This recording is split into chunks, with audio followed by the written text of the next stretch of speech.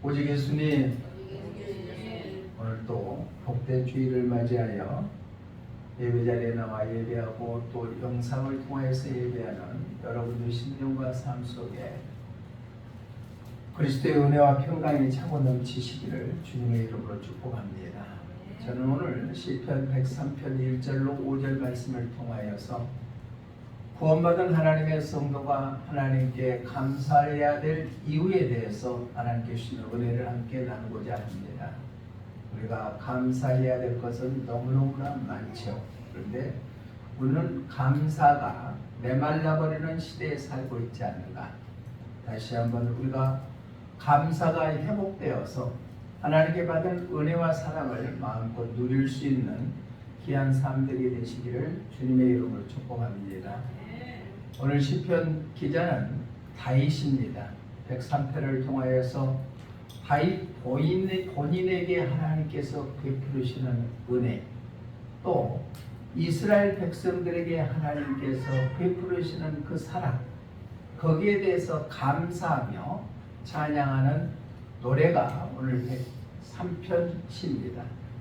1절로 5절 짧은 구절이지만 우리에게 가져다주는 그러한 메시지는 엄청나게 큽니다. 특별히 본문 2절의 말씀 보니까 내 영혼아 여호와를 송축하며 그의 모든 은택을 잊지 말지어다. 다윗은 어려운 환경 속에서도 하나님이 함께하니까 이스라엘의 가장 위대한 왕으로 등극하며 하나님 앞에 인정받고 또 이스라엘 백성으로부터 존경받는 왕으로 등극했습니다. 우리 인간은 태생이 어떠하든 간에 하나님이 우리와 함께 해주신다면 어떤 환경 속에서도 그 환경을 딛고 일어서서 하나님 앞에 쓰임받고 많은 사람으로부터 인정받을 수 있는 복된 삶이 되리라고 믿습니다. 다음 주일은 맥주 감사주일로 지킵니다. 우리가 상반기 동안에 우리에게 베푸시는 개인에게 또한 가정에게 또한 교회에 또한 범사에 하나님의 베푸시는 은혜를 잊지 아니하고 맥주 감사절로 지키는 귀한 절기가 되시기를 주님의 이름으로 부탁을 드립니다.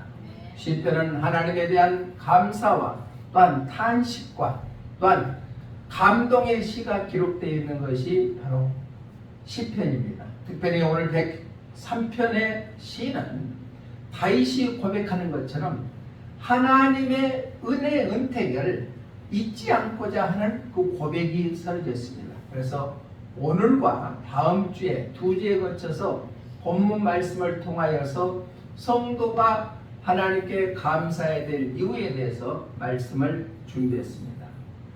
성도가 구원받은 하나님의 자녀가 하나님께 감사해야 될 이유, 첫 번째는 어떤 것인가? 우리 본문 3절 말씀 한번 읽어봅니다. 시작. 그가 내 모든 죄악을 사하시며. 아멘. 그가 하나님께서 우리의 모든 죄악을 사하여 주셨다. 이 말씀은 우리가 죄 용서해 주셨기 때문에 우리는 그분께 감사해야 된다. 죄의 문제는 어느 인간의 힘으로 해결할 수 없는 것이 바로 죄의 문제입니다. 죄 사함, 죄 용서하면 하나님만이 하실 수 있는 일입니다. 또 거룩하신 하나님 앞에 나아갈 수 있는 것은 죄인된 몸으로 나아갈 수 없지만은 하나님의 은혜로 말미암아 죄 용서를 받았을 때 하나님 거룩한 분 앞에 나설 수 있는 기회를 허락해 주신다는 겁니다. 여기 본문에서 사심이라는 성경의 원어의 히브리어의 뜻을 보니까 용서하다, 용납하다, 사면하다라는 의미를 나타내고 있습니다. 용서해 주시고 용납해 주시고 죄가 없다고 사면해 주신다는 얘기입니다. 예수 그리스도가 이 땅에 오셔서 십자가에 피 흘려 죽으심으로 말미암아 우리의 모든 죄를 친히 담당하여 죽으심으로 그를 믿는 자마다 멸망당하지 아니하고 영생을 얻게 해주시겠다고 우리에게 약속해 주셨습니다. 예수님의 십자가의 피 흘림으로 말미암아 우리는 죄 용서함을 받았다는 얘기입니다. 그 죄 용서함을 받았기 때문에 우리는 하나님의 은혜에 우리는 감사하는 삶이 되어야 될 줄로 믿습니다. 성경 전체의 핵심의 문제는 죄 용서함입니다. 속죄라고 하죠. 하나님께서 천지 만물을 창조하시고 인간을 창조하시고 보시기에 심히 좋았더라고 했는데 아담이 하나님과 똑같이 되고자 하는 그런 욕심 때문에 죄를 범함으로 해서 하나님과 인간의 사이의 관계가 단절되어 버렸습니다. 그래서 에덴 동산에서 모든 만물을 창조하시고 너는 복되도다 생육하고 번성해라 땅이 충만해라 모든 만물을 정복하고 다스려라 라고 했는데 아담이 범죄함으로 말미암아 에덴 동산에서 쫓겨나게 되고 하나님의 얼굴을 스스로 보지 못하게 했을 때 하나님께서는 아담에게 가죽옷으로 옷을 입혀서 그 수치를 막아주셨습니다. 창세기 3장 21절 말씀 한번 읽어봅니다. 시작. 여호와 하나님이 아담과 그의 아내를 위하여 가죽옷을 지어 입히시니라. 아멘. 가죽옷은요 동물을 잡아가지고 피를 흘려야만 가죽옷을 만들 수 있는 것처럼 예수님이 인류를 구원하기 위해서 십자가의 죽으심을 예표하는 것입니다. 그로 말미암아 부끄러움을 감춰주시는 그 하나님이 죄 용서해 주셨다. 또 구약에서 다윗이 그렇게 훌륭한 왕이었음에도 불구하고 밧세바를 부음함으로 말미암아 나단 선지자가 책망을 합니다. 그때 자기의 잘못을 다윗이 얘기했을 때 하나님이 너 죄를 용서해 주셨다고 고백합니다. 우리 사무엘하 12장 13절 한번 읽어봅니다. 시작. 다윗이 나단에게 이르되 내가 여호와께 죄를 범죄하였노라 하매 나단이 다윗에게 말하되 여호와께서도 당신의 죄를 사하셨으니 당신이 죽지 아니하려니와. 아멘. 하나님께서 다윗의 그 죄를 용서해 주셨기 때문에 왕의 자리에 앉을 수 있고 또 계속해서 하나님의 주시는 일을 감당할 수 있게 되었다는 겁니다.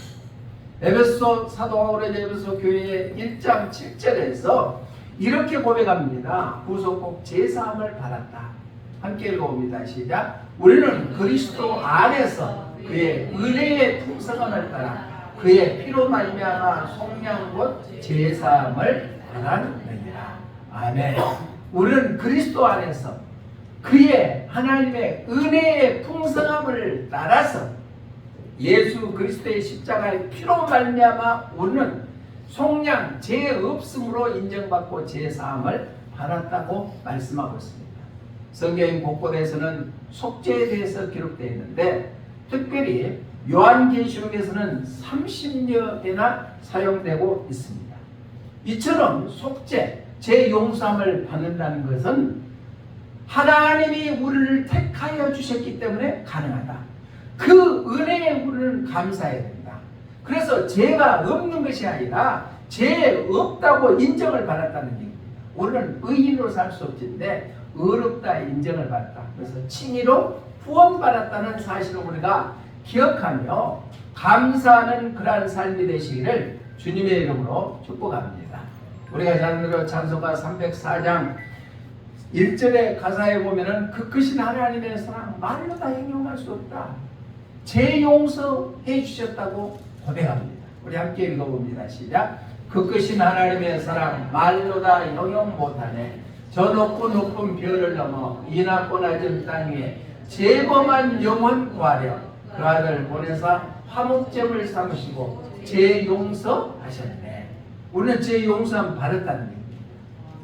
저는 기도할 때마다 우리 사랑하는 여천은혜교회 성도들 한 사람 한 사람이 다 죄 용서함의 그 확신을 갖고 천국 가기를 소망하며 기도합니다. 다 천국 가야 됩니다. 우물쭈물하다가 못 가버리면은 그것은 바보 천치입니다. 우리는 꼭 천국 가야 될 줄로 믿습니다. 천국 가는 것은 이 세상의 삶이 어떤 삶을 예수를 믿고 구원받는 삶이 어떤 삶이냐에 따라서 천국에 가느냐 못 가느냐 판단을 난다는 사실을 우리가 기억해야 됩니다. 아까 목회자 코너에서 손양원 목사님의 10가지 감사 제목에 대해서 쭉 우리가 읽었습니다. 한번 시간 날 때마다 어떤 사람은 자기 아들을 2명이나 죽었는데도 그 장례식에 감사할 수 있을까? 우리 자신을 한번 되돌아보면서 제 용서함 받은 것에 대해서 감사하는 그러한 삶이 되시기를 주님의 이름으로 부탁을 드립니다. 손양 목사님이 감사할 수 있었다는 것은 본인이 제 용서함 받았다는 그 확신 때문에, 예수님이 제 용서해 주시다는 능력을 믿기 때문에 아들 둘이를 보내고 나서 장례식에 감사할 수 있었던 것처럼, 우리는 제 용서함 받았던 사실에 대해서 감사하는 그러한 삶이 되시기를 주님의 이름으로 축복합니다. 두 번째로 구원받은 성도가 하나님께 감사해야 될 첫 번째는, 우리가 죄로 인해서 멸망당할 수밖에 없는데 제 용서해 주신 것에 대해서 감사하고, 두 번째는 우리 4절 본문 말씀 한번 읽어봅니다. 시작. 내 생명을 파멸해서 속량하시고. 아멘. 생명을 파멸해서 속량했다. 죽음에서 구원하여 주심에 감사합니다. 우리가 태어났을 때부터 죄인으로 태어났습니다. 그래서 예수님을 알지 못하고 죽어가는 사람들은 전부 다 멸망당할 수밖에 없습니다. 그러나 예수 그리스도를 나의 구주로 영접하는 사람들은 생명을 우리에게, 영생을 허락하기 때문에 영원히 사는 그러한 축복을 우리에게 허락하여 주신 줄로 믿습니다. 범죄의 결과는 뭐예요? 심판이죠. 죄의 결과는 사망입니다. 멸망입니다. 그러는데 하나님께서 택한 백성들은 죽음에서 구원하여서 새 생명을 우리에게 허락해 주셨기 때문에 우리는 감사해야 될 줄로 믿습니다. 여기서 생명을 파멸해서, 파멸이라는 성경의 원어의 뜻을 보니까 부패, 구덩이, 무덤이라는 뜻입니다. 그러니까 그런 무덤에서, 부패에서, 구덩이에서 우리를 건져 주셨다는 얘기입니다. 하나님이 우리를 죄 용서하여 주실 뿐만 아니라 우리를 죽음에서 끝나게 하지 아니하고 다시 생명으로 구원해 주시는 그 은혜, 우리는 감사하는 삶이 되시기를 주님의 이름으로 축복합니다. 이스라엘 백성들이 애굽에서 종살이하다가 출애굽했습니다. 그런데 뒤에서 애굽 군대가 쫓아왔습니다. 그런데 홍해의 기적을 통하여서 이스라엘 백성들이 건진받아서 광야에 도달하게 됩니다. 그러한 사실에 대해서 모세는 출애굽기 15장 13절에서 이렇게 노래했습니다. 우리 함께 읽어봅니다. 시작. 주의 인자하심으로 주께서 구속하신 백성을 인도하시되 주의 힘으로 그들을 처소에 들어가게 하시나이다. 아멘. 모세는 홍해의 기적을 통하여서 구원해 주시는 그 하나님의 은혜, 홍해에서 물로 수장될 수밖에 없는 그러한 상태에 있는 이스라엘 백성들을 하나님의 능력으로 말미암아 구원해 주셔서 적과 꿀이 흐르는 가나안 땅에 가기 위해서 광야에 도착하게 만들어 주셨다는 것입니다. 또 이사야 선지를 통하여서 이사야서 43장 1절에 너는 진행하여 너를 불러서 내 것이라고 하나님께서 고백합니다. 우리 함께 읽어봅니다. 시작. 야곱아 너를 창조하신 여호와께서 지금 말씀하시리라. 이스라엘아 너를 지으신 이가 말씀하시리라. 너를 두려워하지 말라. 내가 너를 구속하였고 내가 너를 진행하여 불렀나니 너는 내 것이라. 아멘. 우리는 누구 것이라고요? 믿으십니까? 죽음의 파멸에서 우리를 건져주셔서 죽음에서 구원해 주시는 그 하나님의 은혜에 감사하는 삶이 되시기를 주님의 이름으로 축복합니다. 창세기에서는요, 족보에 대해서 얘기할 때 누구는 누구를 낳고 하다가 결국에서는 죽고 합니다. 그런데 마태복음의 족보에서는 낳고 예수님의 족보에서는 모든 것이 살리는 것입니다. 낳고. 그런데 특별히 누가복음 3장에서는 예수님의 족보에서 그 위에가 누가 있더라? 하나님이 있다고 기록되어 있습니다. 하나님께서는 예수님을 통하여 우리에게 사망에서 생명으로 옮겨지는 놀라운 생명을 허락해 주신 줄로 믿습니다. 그 은혜에 감사하는 우리 모두가 되시기를 주님의 이름으로 축복합니다. 찬송가 319장 2절에 가사에 보니까 이런 가사가 있습니다. 시작. 이스라엘 백성들을 선택하신 주 하나님, 우리들을 선택하여 구원받게 하셨으니 특별하신 그 사랑을 한시라도 잊지 말고 하나님의 자녀답게 바로 살게 하옵소서. 아멘. 다시 한번 읽어봅니다. 시작. 이스라엘 백성들을 선택하신 주 하나님, 우리들을 선택하여 구원받게 하셨으니 특별하신 그 사랑을 한시라도 잊지 말고 하나님의 자녀답게 바로 살게 하옵소서. 우리 옆에 분에게 하나님의 자녀답게 바로 삽시다. 우리를 죽음에서 구원해 주시는 그 하나님의 은혜에 감사하는 우리 모두가 되시기를 주님의 이름으로 축복합니다. 하나님께서는 우리를 재용서하여 주셨다, 재사함해 주셨다는 것에 감사하고, 두 번째는 바로 생명의 파멸에서 우리를 건져주시었다, 즉 죽음에서 우리를 구원해 주는 그 은혜에 감사하고, 마지막 세 번째는 항상 은혜를 베풀어 주심에 감사해야 된다. 우리 4절 하반절에 보니까 이렇게 말씀하고 있습니다. 인자와 긍휼로 관을 씌우시며. 아멘. 인자와 긍휼로 관을 씌우셨다는 것은 항상 우리를 잊지 아니하고 은혜를 베풀어 주셨다는 것입니다. 그 항상 은혜 아니면 우리가 살 수 없죠. 그 은혜를 베풀어 주신 것에 감사는 우리 모두가 되시기를 바랍니다. 하나님의 자녀, 자, 우리 이서나 조엘이나 부모들이 보면은 이쁘지요? 안 이뻐요? 똥을 싸도 이쁘고 울어도 이쁘고 보기만 해도 이쁘죠. 그래서 애지중지라는 말이 있죠. 이게 자녀예요. 부모가 자녀를 바라보는 그런 눈입니다. 금지옥엽이라고도 하죠. 그게 부모의 마음입니다. 자, 하나님의 자녀로 택하는 우리 한 사람 한 사람을 하나님께서도 우리를 바라봤을 때 그러한 은혜의 눈으로 바라보고 계신다는 얘기입니다. 그게 하나님의 은혜를 베풀어 주신다는 얘기입니다. 은혜 아니면 우리가 도저히 살아갈 수 없습니다. 여기서 긍휼을 인자와 긍휼이라는데, 긍휼이라는 단어의 원어의 뜻을 보니까 연민, 불쌍히 여김, 애정이라는 뜻입니다. 어머니가 아들을 낳고 보기만 해도 이뻐서 어쩔 줄 모르는 그 연민의 정, 애지중지하는 그 마음을 갖는 것처럼 하나님께서도 우리를 바라봤을 때 그러한 은혜의 눈으로 바라보고 계시다는 사실에 우리는 감사하는 삶이 되시기를 주님의 이름으로 축복합니다.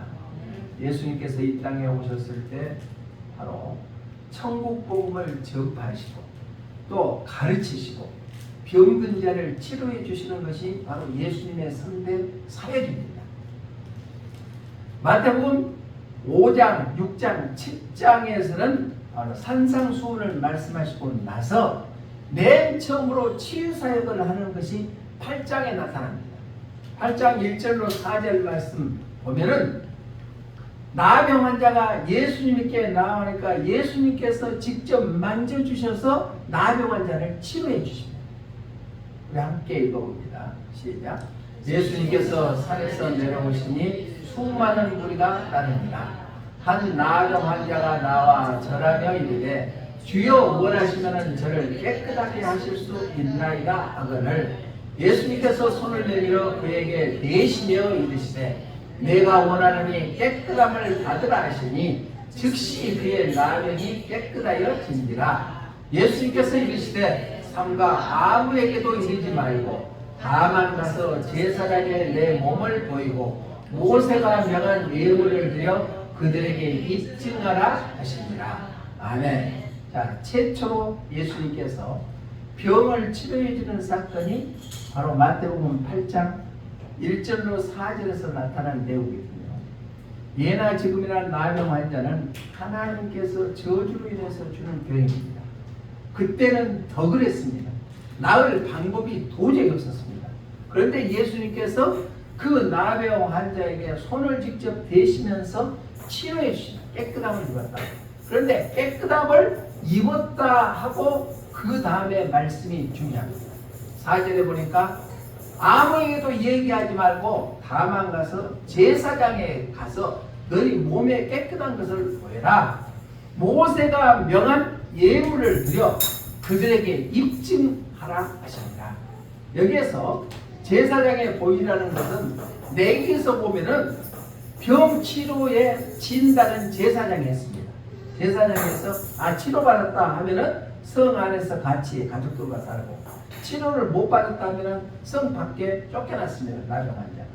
그러니까 예수님께서는 철저히 하나님의 중심의 말씀 중심으로 사역을 하셨다.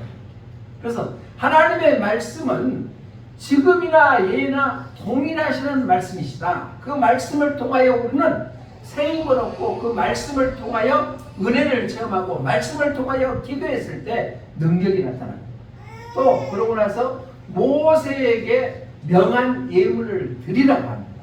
그러니까 여기서 보면은 병 나음이 있었으면, 나병이 치료를 받으면은 바로 모세가 명령하는 예물을 바로 하나님 앞에 드리라고 말씀하셨거든요. 그때 돈 많이 있는 사람들은 소를 잡아서, 그렇지 못하면 양이나 염소를 잡아서, 그도 못하면 비둘기나 곡식이라도 예물을 드리라 하고 하는, 원래부터 이어져 나오는 하나님의 말씀을 철저히 예수님께서 사역하실 때도 지켜서 말씀하셨다.